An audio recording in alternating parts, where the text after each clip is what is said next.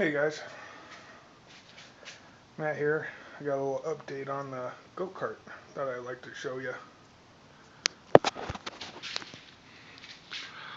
So I welded on some brackets up here.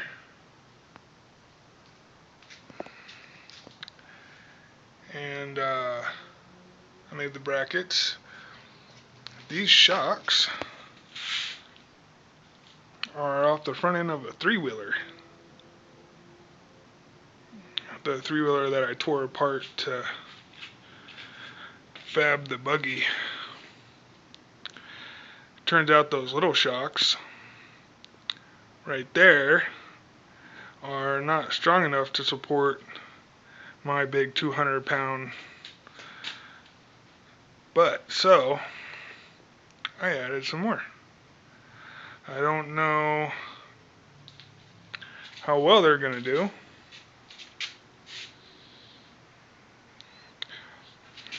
This rod has a bolt going through it.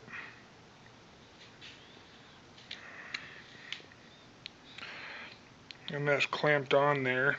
And then this bolt that goes through this rod screws into this one. So that worked out pretty good. So there's a pivot right here. And of course there's a pivot there and there. I just drilled holes through the top of the shock holders right here with my drill press. There's all the debris from it. There's a lot of... The metal was thick on the shocks. Here's a little project motor. It's really good because it's got the 4 mount holes right there. It makes it easy to mount to anything. Then we got found out this is a 10 horse. Briggs & Stratton. I didn't know that. Overhead valve. Sucker's about 3 inches wider than my 6.5 Honda clone on my mini bike. Of course, I got a pipe bender.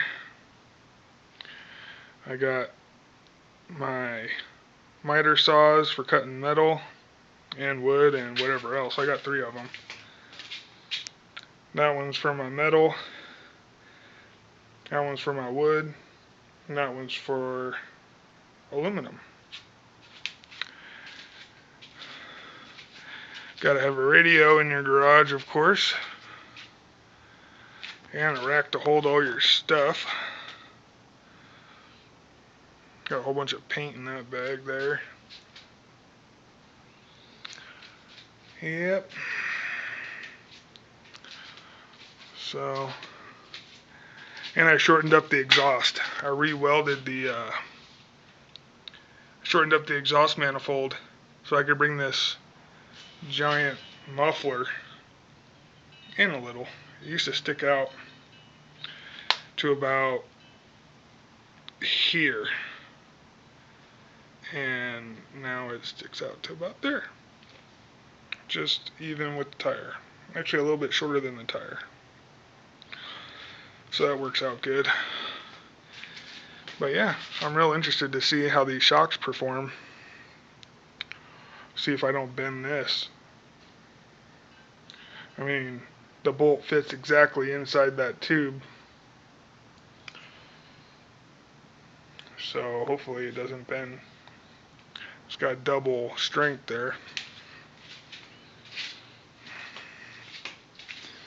And another update, if you guys watched the other video, the rims and tires that I showed on my other video of the hub,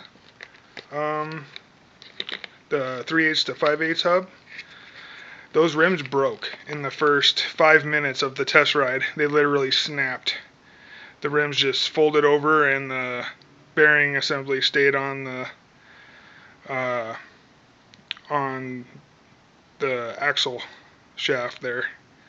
This part of the rim on the other tires, it just broke all around right there where the weld is, and just the tire just folded over.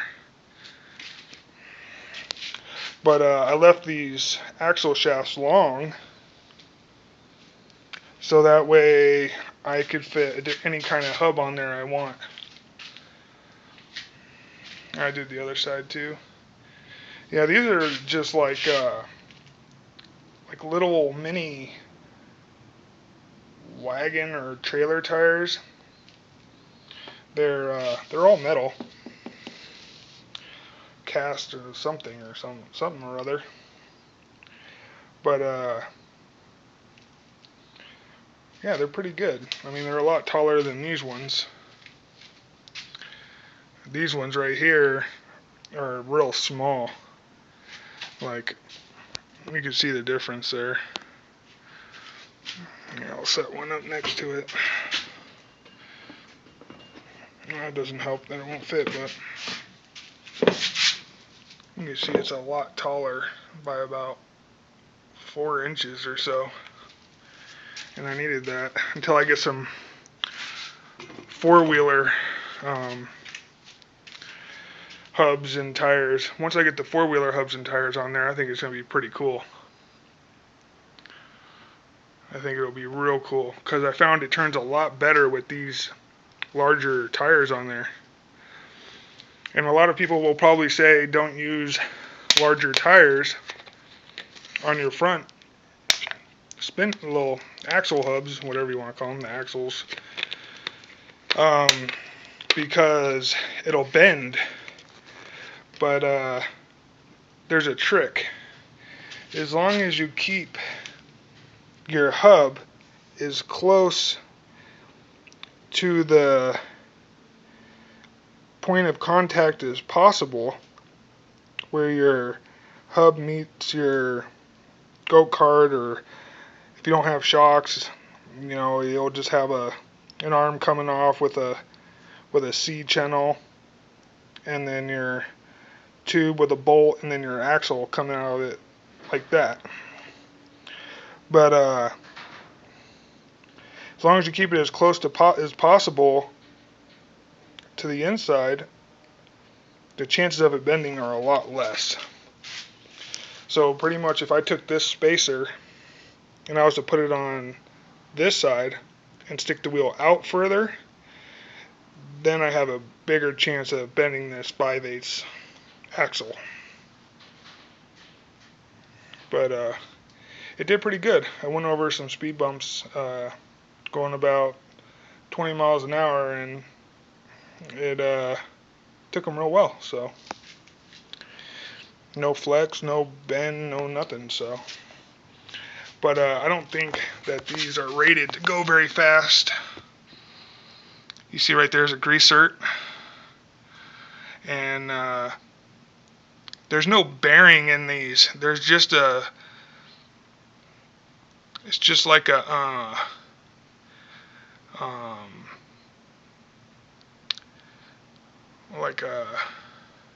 bushing, like a brass bushing, and it says don't go over like 5 or 10 miles an hour with them, but they were pretty cheap, so I could care less if they get worn out. So I'll just make sure I keep a lot of grease in there.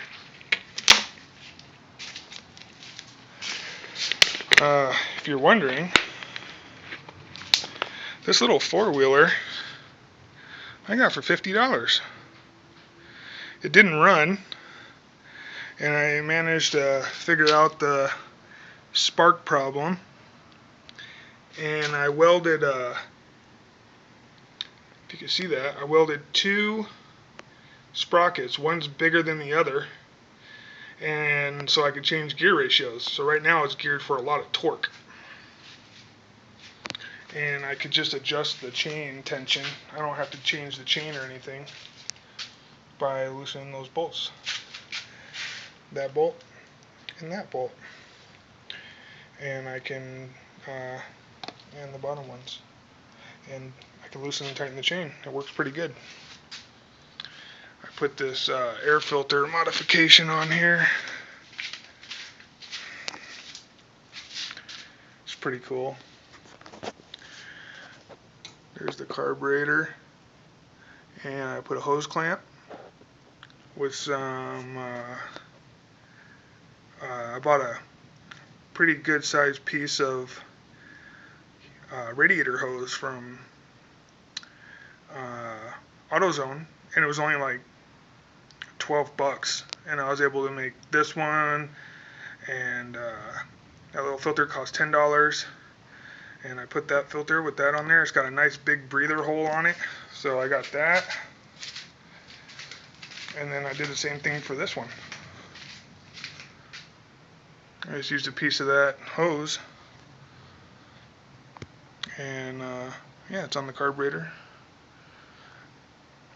And then with the same air filter. Only like $10 at AutoZone, and they have a nice, good air inlet for the carburetor. But yeah, maybe I'll show a video of this, and while it's working on the street, I'll have someone record it for me and see how it performs better, if it performs better. So there's 6 shocks on this thing. So yeah, I'll load another video of it working and see how the shocks work, so you guys can see what happens. See you on the next one.